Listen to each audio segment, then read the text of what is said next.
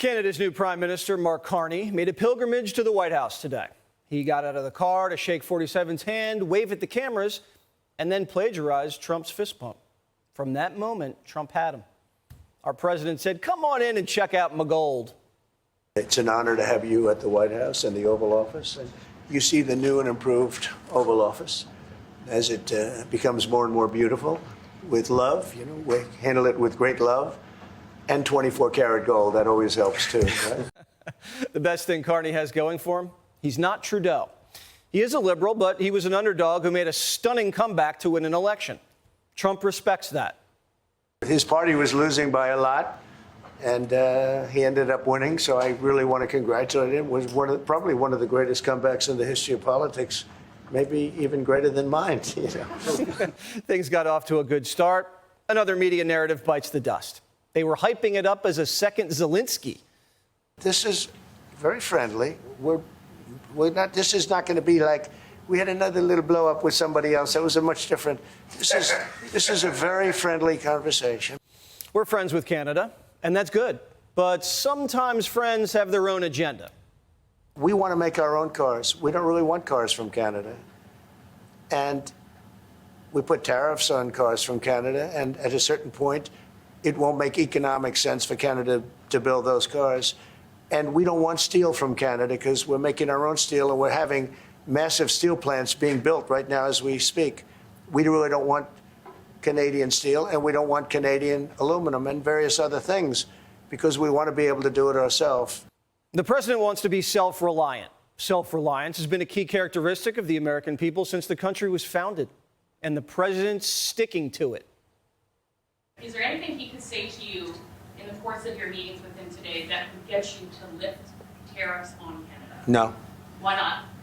Just the way it is. Carney tried to draw his own line in the sand. He doesn't want to be a governor.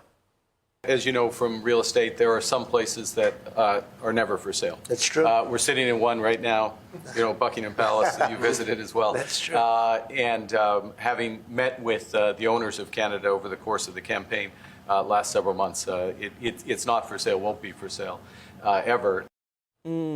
Canada's our friend, but Trump's taking this relationship to the next level. He wants to put a ring on it. I say never.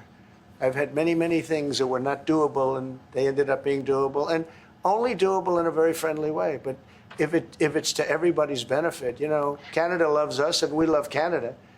That's, I think, the number one thing that's important. It would really be a wonderful marriage because it's two places that get along very well. They like each other a lot. Canadian actor William Shatner is here. How you doing, Mr. Shatner? So well, and I love seeing the Canadian Premier talking to the president. It's wonderful. I've dealt a little in real estate, and I'm going to say to Carney, do a real estate deal. Make a counter offer. Let's offer to the United States to be the 11th province. Think of the joy and it's the best thing. Here you have a friendly group of people saying, come on over. It's cleaner. There's plenty of power. There's some lovely people who want to work with you. Be our 11th province.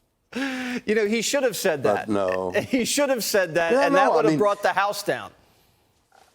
Well, of course. I mean, everybody's so serious about what is an unserious offer. Canada's been around for 150 years more, and they've had a noble service.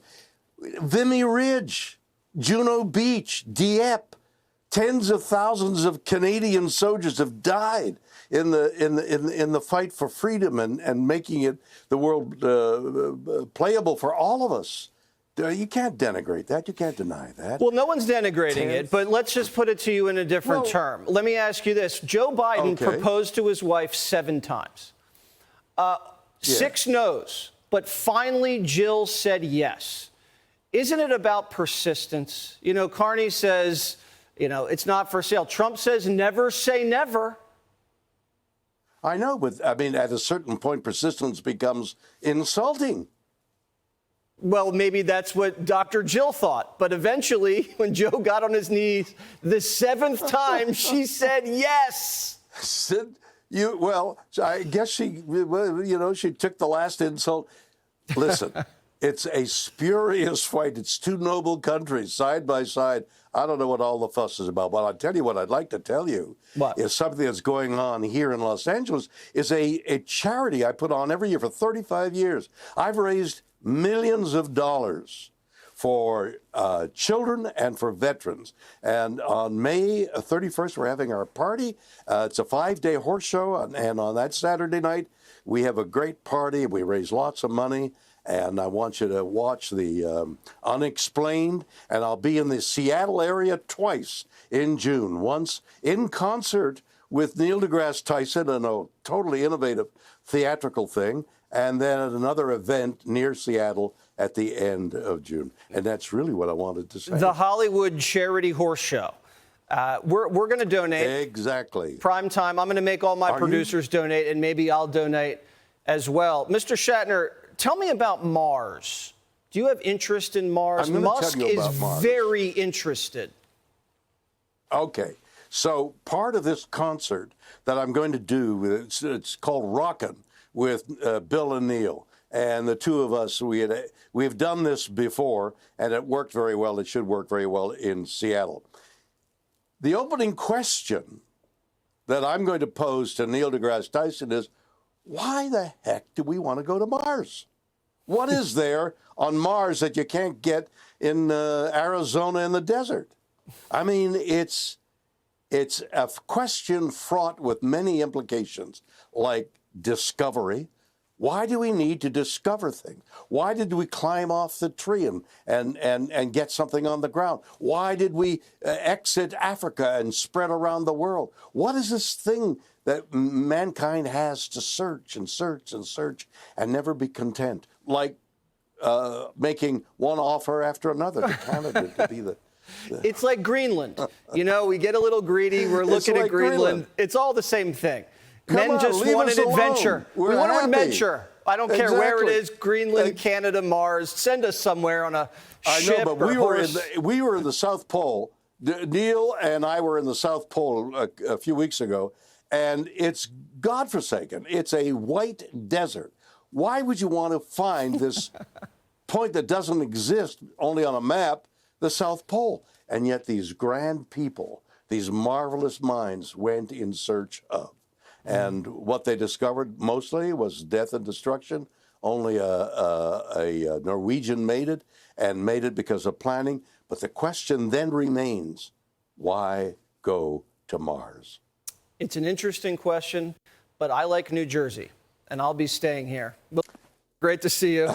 Check out the Hollywood Charity Horse Show. Great to see you. Thank you, Jesse. All right. A pleasure to talk to you.